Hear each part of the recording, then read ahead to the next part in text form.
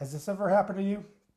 You planned out your family vacation months in advance, got everything booked, got everything packed, got all the kid stuff packed, but for some reason, the day that you're going, things just take a little bit longer than you were hoping. And you're running behind before you even leave the house. Now you're driving to the airport and you're speeding a little bit because you want to get there faster. You're stressing out a little bit. Then you get there and there's a huge line of people getting checked in. And you're like, oh my God, this line of people checking in.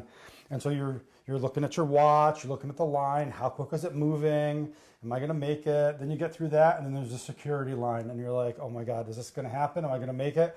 You get through security, get your belt back on, your stuff together, grab your gear, grab your kids, check one more time, you got everything before you leave, run down and you look, oh great, we're in gate 50, all the way at the end. So then you go to the end of the gate. Always. Then you get there and there's not even anyone there, the door's still closed, you sit down and you're just like, Made it. Made it. That sigh of relief. Well, that's an example of a situational anxiety, right? A situation that happened, occurred, and it has a start Right. and has an end. That's something that we can all make sense of. We've all been through that situation before. What we're going to talk about today It's people that are living in that state where they 24 hours a day There's and no they end. cannot get out of There is it. no magical chair for them to sit in. Right, exactly. So today we are going to be discussing anxiety and depression, especially in teens. It's the end of the school year. We should be having lots of fun activities that we're enjoying. These are the milestones of our high school career, and we're unfortunately not being able to do those this year. And that's only adding on to the stresses of anxiety for our teens. So today we're going to talk about what does anxiety and depression even look like in teens, because sometimes we're not even aware of what those signs and symptoms are. How did our kids get this way? And then what are some solutions? What are we going to be able to do to help get them out of it? And at the end of this workshop, for those of you, if this resonates with you, if it makes sense, if you want to find out more information, we are going to have a special offer at the end to help you take that next step. But we'll get to that in a minute. Yeah. So let's talk about some stats for a second. It's crazy. The current stats show that 1 out of 3 teens, So by the over time that they 30%. reach 18, so over 30%, by the time they reach 18, meet the criteria for an anxiety disorder.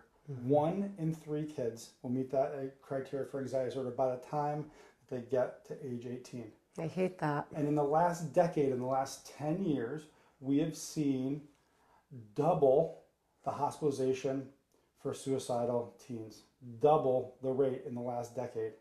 And then if we look back in terms of anxiety for entering freshmen, back in 1985, the survey shows, so It was a good year. When we were kids, right?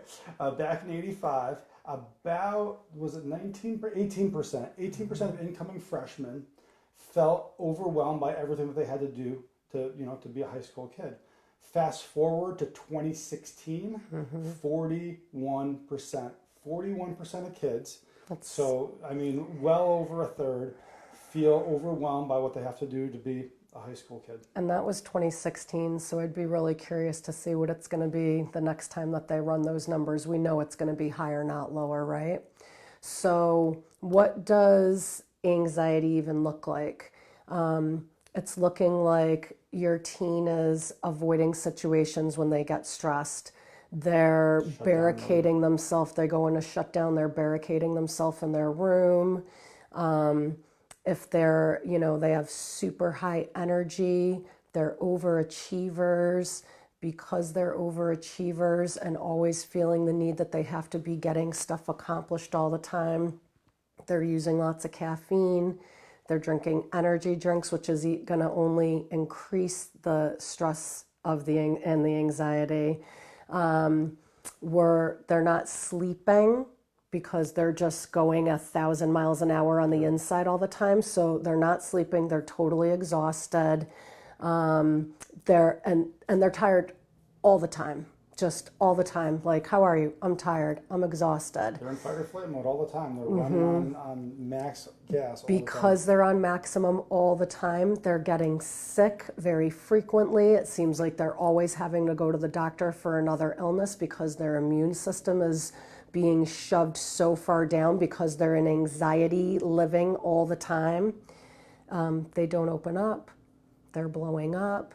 Their emotions are all over the place, very unpredictable. Their self-esteem is down. Their confidence is down. They're talking negative self-talk about themselves all the time. Their coping mechanisms, this is when teens start drinking, and then that just leads to a whole host of things. You know where that's going. And really any negative attention-seeking things like getting in trouble at school or getting in fights, things like that. So that's anxiety. And these kids, they're in that anxiety state. They're in that fight or flight mode, a lot of them, for so long. And this happens to adults too.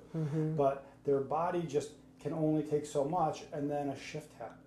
Right. So then the anxiety leads to burnout. It burns, and then right. Burnout Leads into depression, exactly. So your system can't operate at that 1,000 miles an hour forever. And when it finally crashes, now this is when we dive into depression. So what does depression look like? Depression now is like the exact opposite. Now we're withdrawn even more.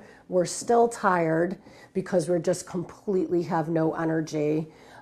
There's no motivation. We're sleeping all the time now. So we switch from we're not sleeping to we're sleeping all of the time. Missing the alarm, running late to Missing the school, alarm, missing school, missing homework work. assignments. School performance starts going down. They're not participating in life, period. They're not involved with school. They're not involved with activities. They're getting away from hanging out with their friends, with their family. It's just so sad. And then suicidal thoughts, suicide attempts. They just don't feel like there's any escape. And their whole mindset is, what happened to me? They don't know why that they feel the way they do. They feel like they have no control over it, and they don't know what to do, and so they just go into that spiral. They're stuck.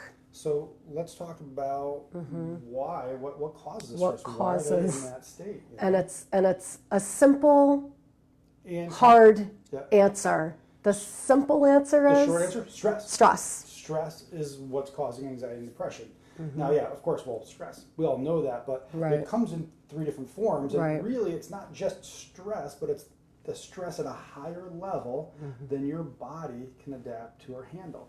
So let's talk about some of the common causes of stress on your body. And there's 3 main categories, right? We've got physical stress, Right. chemical stress, and emotional stress. Mental, emotional stress. Those are the 3 different categories, and so we'll break them out, as it applies to this group. So physical stress first. So physical, we're talking about things like your posture issues.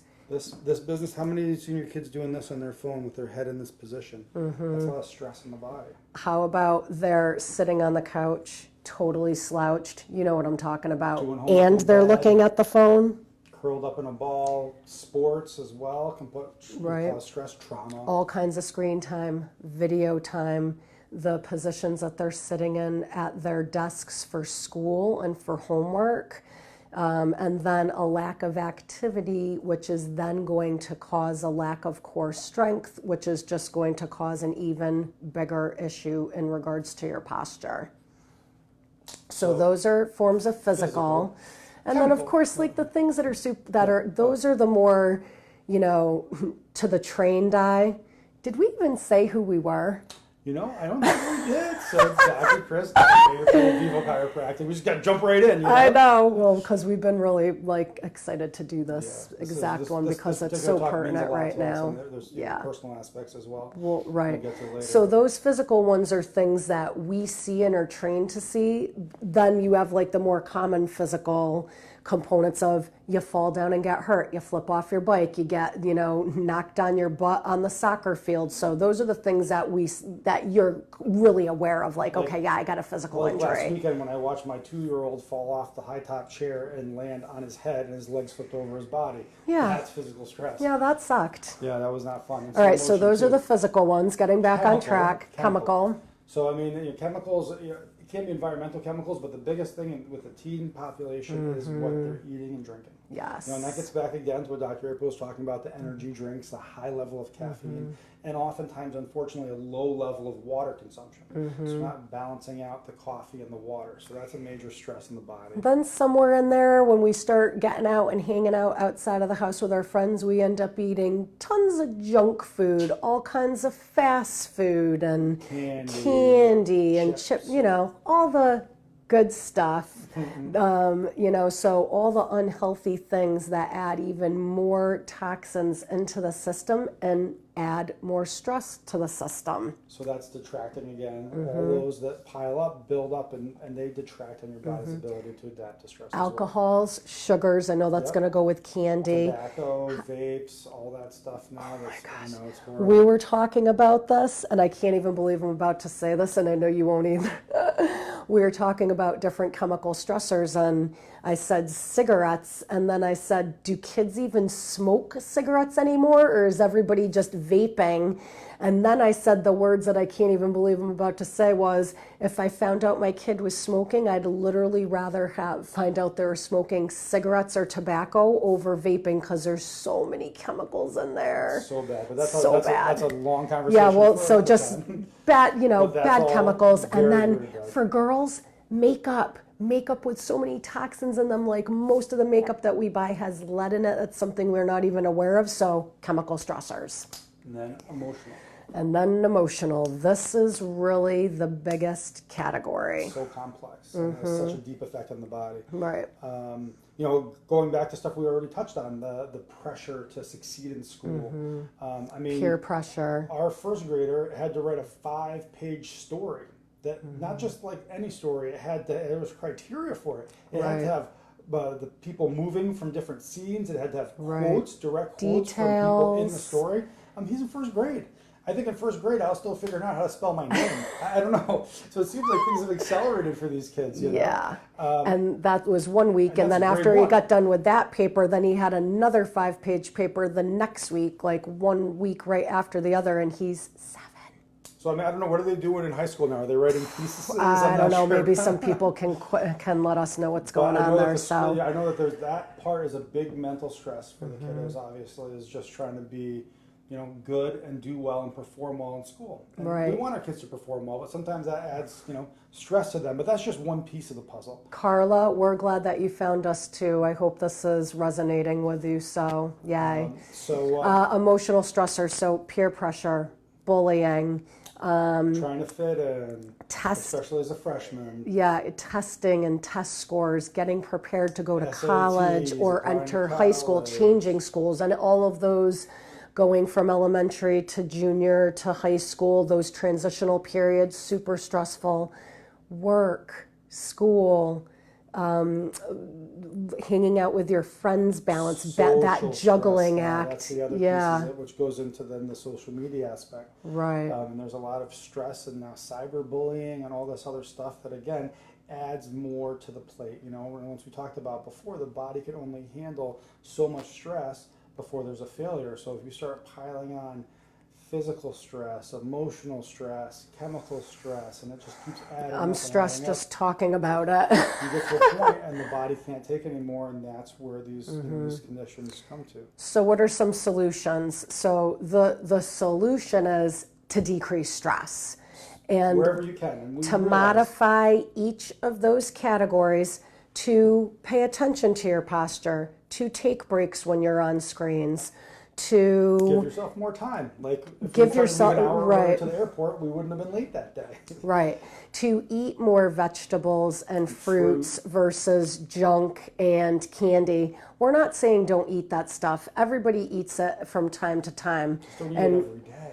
Yeah, and keep it in moderation, right? Everything in balance. Emotional stress, the peer pressures.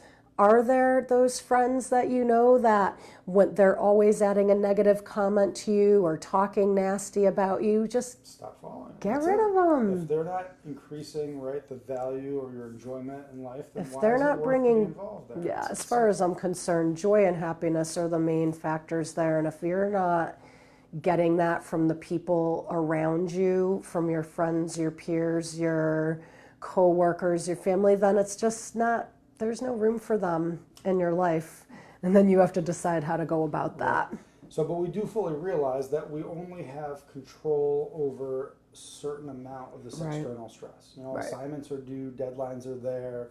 There's sometimes things going on in the family situation that is not within the control of the family or the teen, or there's so many different factors. And so obviously the first step is to reduce that stress, but if that's, you're still not at that point where the body's operating well, then we got to go to the other end of the coin, the other side, and figure out how can we increase the body's ability to deal with stress, right? Because if your ability to deal is here, your stress starts off here, you're in trouble. Now, if you get stressed down to here, that's great, but you still have that gap. If we could increase the ability to deal with stress greater than the incoming stress, things change. And so what Dr. Chris is talking about, for those of you who have watched our video before, he says the geeky stuff and then I break it down so that we can, that's right? So, so the things that we just discussed, those are all external stressors, right? Those chemical, those emotional, those physical stressors.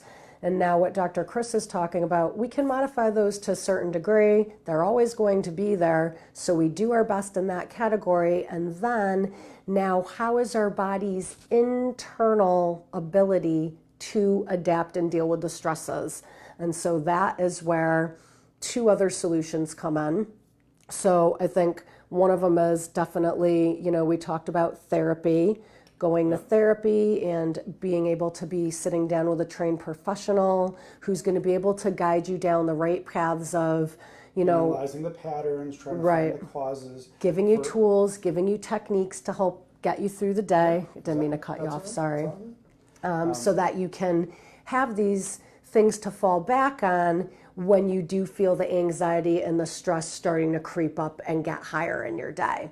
So that's a great thing. Physical activity too. Physical activity. You know, a lot of, unfortunately, there's been a shift towards more sedentary lifestyle, and our body just doesn't operate as well when you're sedentary. I mean, if you've ever been on a long flight or a bus ride where you've been sat still for hours and hours, how do you feel when you get off? Or a flight to New Zealand. Or a flight to New Zealand. It takes about 24 hours to get there. Right. And you don't feel great. That's an extreme example, but the reality is the more that we're physically active, it actually changes the hormonal balances in your body.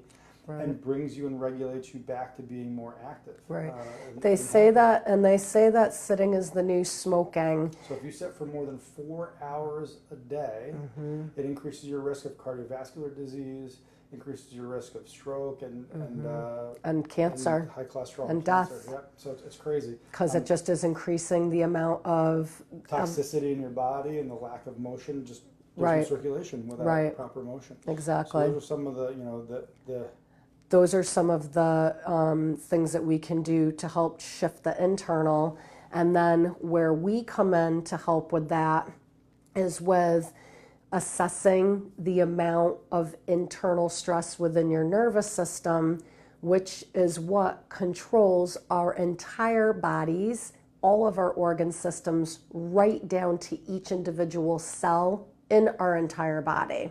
So what our job is, the assessment part of it, is finding the areas, identifying the internal causes of stress, and then figuring out what needs to be done to reduce or remove those stresses. By removing the internal stress, it gives your body more fuel, so to speak, to be able to handle, process, and get through the external stresses that we can't control. Right, exactly. So thankfully now at this phase of the game, there is amazing technology out there that assesses our nervous system in 3 different parts. And it's assessing our nervous system's ability to adapt to stress and how high the stress levels are running through our system. The long-term effect of stress on your body and your ability to rebound from stressful situations. Right. It's assessing the amount of energy that's flowing through your nervous system and how your nervous system is able to organize it and utilize it to your body's highest potential, or how that's not happening and not keeping in balance. Because that wasting of energy, again, will decrease your body's ability to handle the stress, to be able to efficiently deal with it. And then finally, it also assesses how much stress are your organs and glands putting on the system. So in a sense, you know, how is the health of the organ gland systems, and how is that affecting the level of stress that you're dealing with on the inside? So those are the tests that we perform in our offices to be able to assess the amount of stress and what you can do about that. So I just brought I just brought an example. So this is an example of one of our patients that we just saw last week, a 13-year-old teen. We're obviously keeping her information anonymous, but when you come into our office and have your nervous system scan and assessment, this is what the information that comes out, and then the doctors sit down and interpret it for you. So this will just give you a good idea of what, you know, those printouts look like. You know, currently the cutting edge of this technology. We've been utilizing it for about 3 years now. And I wish we've been using it for longer. Forever. You know, forever. But there's a sizable investment of time and studying, resources, and training, and resources to make it all happen. But we did, and it's really allowed us to help a lot of patients. It's been a game changer. But you know, part of the reason I said before that this is, you know, this workshop's personal for us is I'm going to tell you a story about Paul.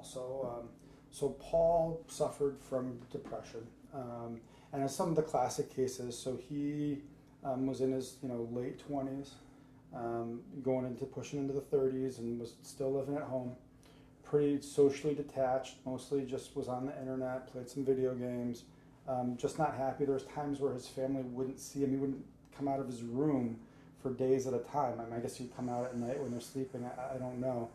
And then one day, you know, his parents went to check on him, and he didn't respond. They knocked the door, and they went in, and he was lying in bed, and he wasn't alive.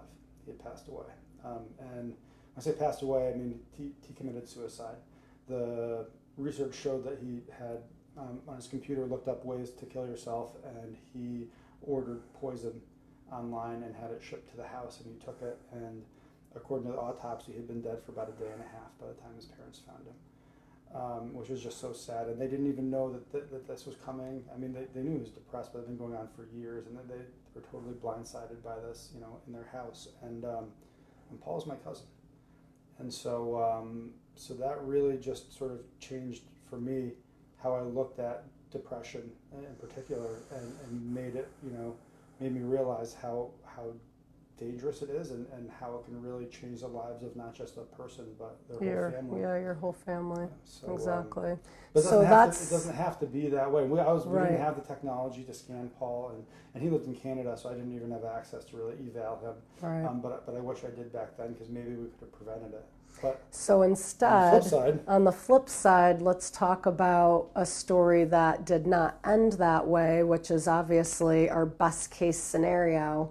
We're going to talk about a patient, Jennifer, and that's not her real name. We'll call her Jennifer. She asked to be anonymous. She was diagnosed with anxiety and depression when she was 18 years old, which follows exactly in line with what the research shows. And she started taking Lexapro, and she took that for 3 years. And the way that she says that it helped her was that it just numbed everything.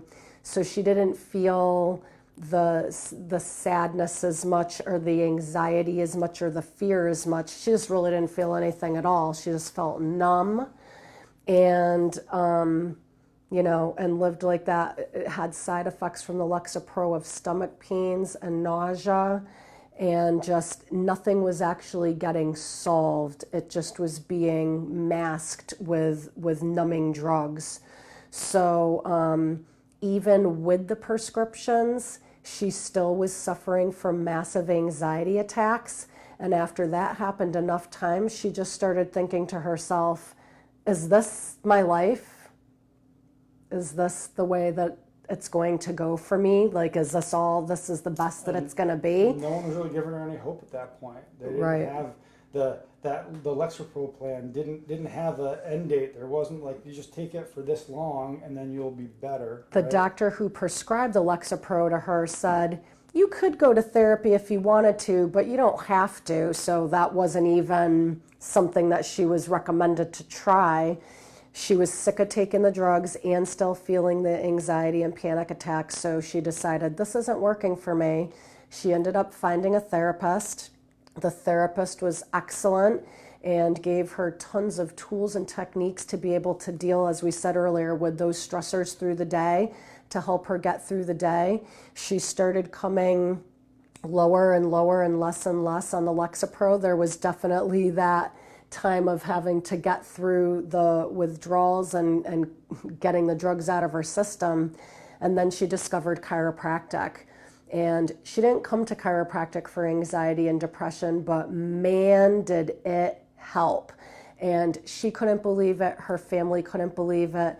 She's drug-free and happy and in a great relationship now. And her whole life shifted again once through the therapy and then even more massively in combination with the chiropractic care. So that's the goal. That's the objective. That's what we want. We want joy. We want happiness. That's the tenets of life. And so, we firmly believe that everybody, every single person deserves the opportunity to know where that anxiety, where that depression is coming from, and what are the options that they can take. What are all the options, and that means very much to me and to Dr. April. Absolutely. And so before I mentioned that we'd have an opportunity for you here, and so the opportunity is to find out what's going on, why is it there, and that would be to, in one of our locations, to come and get that 3-part scan. Now imagine if you went to the hospital and they said, all right, we need to do a heart rate variability test, we need to do a surface EMG evaluation, and we're going to need to do a whole body thermal scan, and insurance doesn't cover it. What do you think that test would cost at the hospital? I mean, $500, $1,000. And so we don't charge that in the office because we want. But in the hospital, probably more like $10,000. Exactly. And we want to make it available to everyone. So we have normally a reduced price on that if you just call in. But for this webinar today, we're going to do something really special.